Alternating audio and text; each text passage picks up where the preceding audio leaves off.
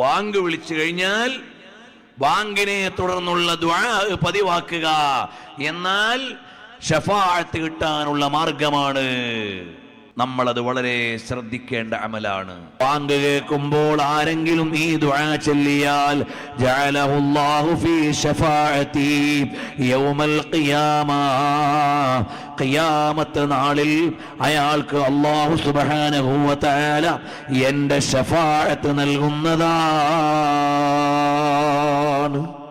മൻ ഖാല ഹീന യസ്മഉ നിദാ, വാങ്ക് കേൾക്കുന്ന സമയത്ത് ഒരാൾ പറഞ്ഞാൽ, അഥവാ വാങ്കിനു ശേഷം ഒരാൾ പറഞ്ഞാൽ അല്ലാഹുമ്മ റബ്ബ ഹാദിഹി ദഅവതി താമ്മ വസ്സലാത്തിൽ ഖായിമ ആതി മുഹമ്മദനിൽ വസീലത വൽ ഫളീല വബഅത്ഹു മഖാമൻ മഹ്മൂദാ.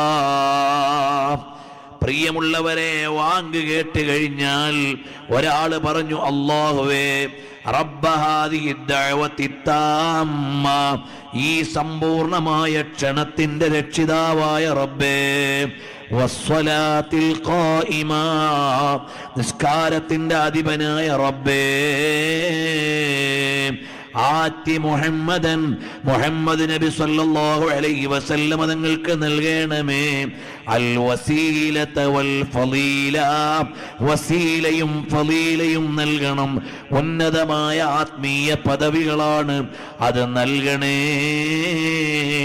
വബഅത്ഹു മഖാമൻ മഹ്മൂദാ,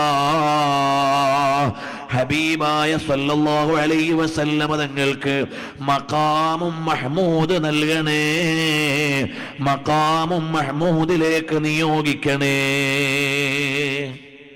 ഇമാം ഇബ്നു ഹജർ അൽ-അസ്ഖലാനി, ഇമാമുൽ ഖസ്തല്ലാനി, ഇമാമുൽ ബഗവി, ഇമാം ബദ്റുദ്ദീൻ അൽ-ഐനി അവരെല്ലാം പറഞ്ഞത് മഖാമുൽ മഹ്മൂദ് എന്ന് പറഞ്ഞാൽ മഖാമുശ് ശഫാഅ,